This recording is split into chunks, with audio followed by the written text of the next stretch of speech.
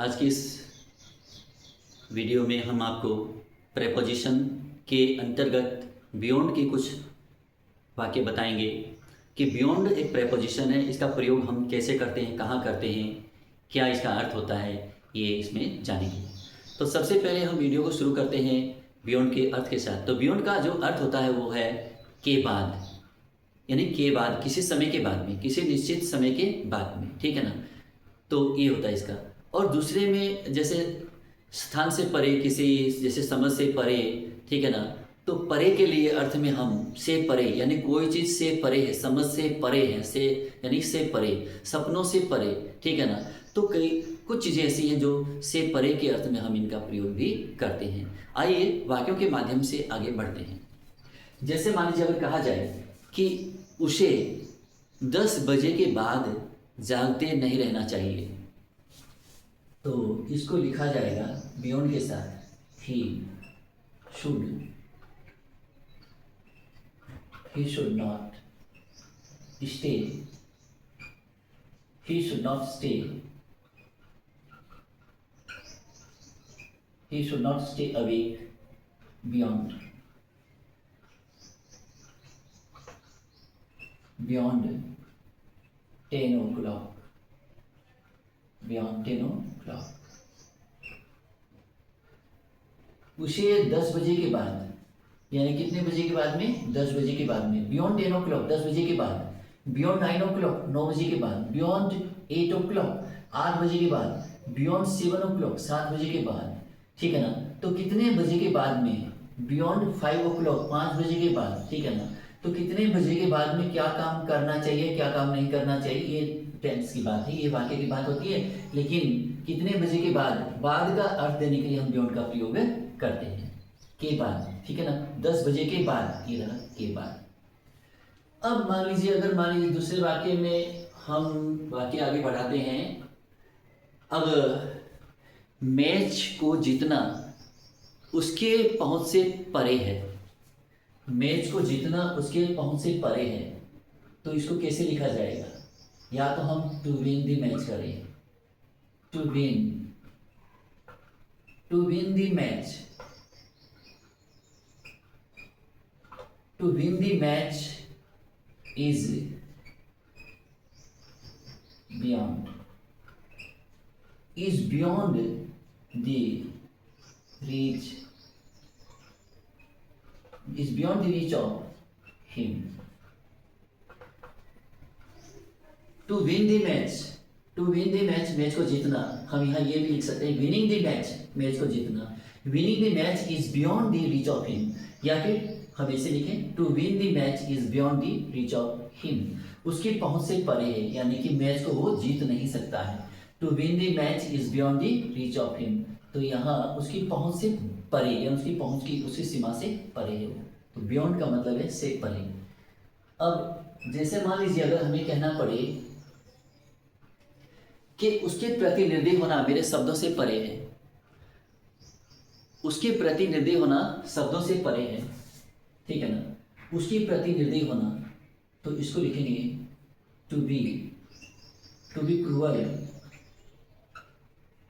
To be cruel to him, to be cruel to him, उसके प्रति निर्दयी होना शब्दों से परे है, तो is beyond, is beyond, is beyond मेरे शब्दों से परे है, तो यहां लिखिएगा beyond my words, beyond my words, मेरे शब्दों से परे है। To be cruel to him, उसके प्रति निर्दयी होना इज बियॉन्ड माई वर्ड्स, मेरे शब्दों से परे है, अर्थात उसके प्रति निर्दयी नहीं हुआ जा सकता। To be cruel to him is beyond my words, ठीक है ना, उसके प्रति निर्दयी हो जाऊं ऐसा मेरे शब्दों में नहीं है, अर्थात शब्दों से परे है, तो ये बियॉन्ड हो गया। अब मान लीजिए आगे बढ़ते हैं कि विषय से परे जाए बिना मैं इसे कर सकता हूं, विषय से परे जाए बिना मैं इसे कर सकता हूं, तो कैसे लिखा जाएगा। आई कैन डू इट, मैं इसे कर सकता हूं, ठीक है ना। विषय से परे जाए बिना, तो इसको कैसे लिखेंगे। without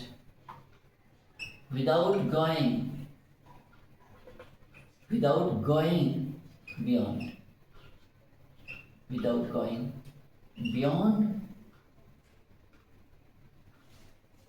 the subject,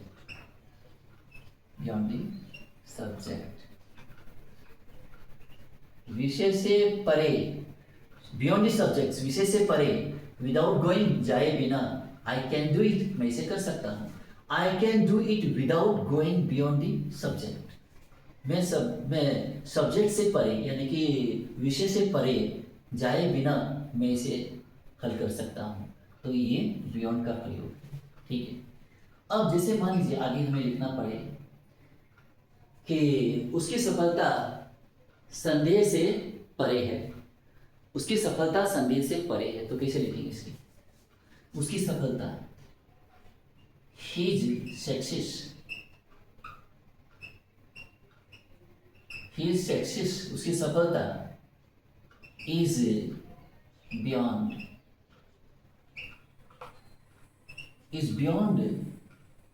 संदेह से परे है, ठीक है ना, is beyond question,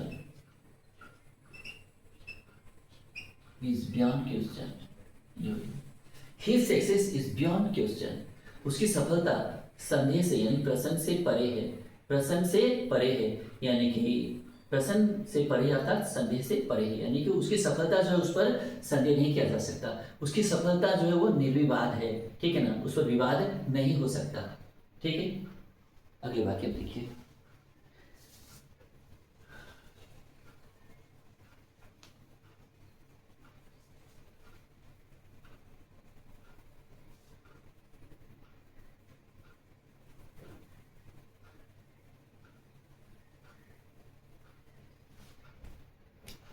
अब जैसे हमें लिखना पड़े कि जब एक बार आप अपनी सीमाओं को स्वीकार कर लेते हैं तो आप उससे आगे बढ़ जाते हैं, आप उससे परे चले जाते हैं, उससे आगे बढ़ जाते हैं, ठीक है ना, उनसे भी आगे बढ़ जाते हैं। तो कैसे हुआ? तो ये देखिए, जैसे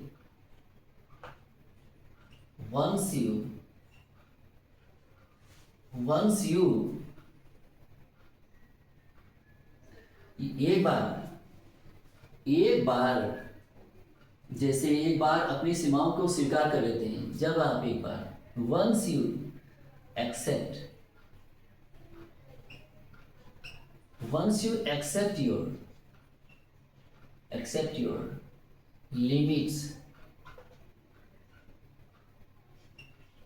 your limits, जब एक बार आप अपनी सीमाओं को स्वीकार कर लेते हैं, once you accept your limits, you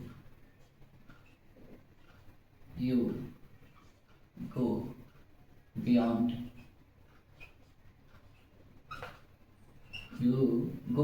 them, तो आप उनसे भी आगे चले जाते हैं। once you accept your limits, एक बार जब आप अपनी सीमाओं को स्वीकार कर लेते हैं, you go beyond them, तो आप उनसे भी आगे बढ़ जाते हैं, आप उनसे भी आगे चले जाते हैं। तो ये हुआ उनसे भी परे, यानी बियॉन्ड देम, उनसे भी परे यानी कि सीमाओं से परे, ये कहा गया। तो यहाँ बियॉन्ड देम यानी बियॉन्ड लिमिट्स, ये मतलब इसका। अब जैसे मान लीजिए आगे हमें कहना पड़े कि कमरा जो है विलासितापूर्ण है, जो वर्णन से भी परे है।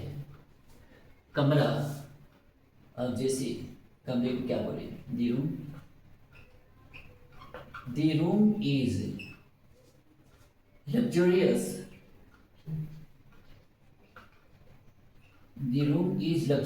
कमरा विलासितापूर्ण है।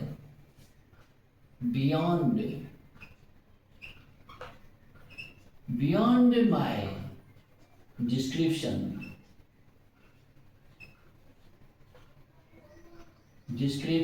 जो मेरे वर्णन से भी परे है। The room is luxurious beyond my description, ठीक है ना, या beyond description ऐसे भी बोल सकते हैं। तो ये मेरे वर्णन से परे यानी जिसका मैं वर्णन भी नहीं कर सकता, इतना वो विलासितापूर्ण है। The room is luxurious beyond my description, ये हो गया। तो यहाँ बियॉन्ड का प्रयोग किया है, इसलिए कि वर्णन से भी परे है, यानी उसका वर्णन क्या करें, वो तो वर्णन से भी परे है, इतना वो विलासितापूर्ण है। अब जैसे मान लीजिए आगे हम लिखें कि मैच हारना मेरे सपनों से भी या उसके सपनों से भी परे है। मैच को हारना उसके सपनों से भी परे है। तो कैसे लिखेंगे, इसको लिखेंगे losing the match, losing the match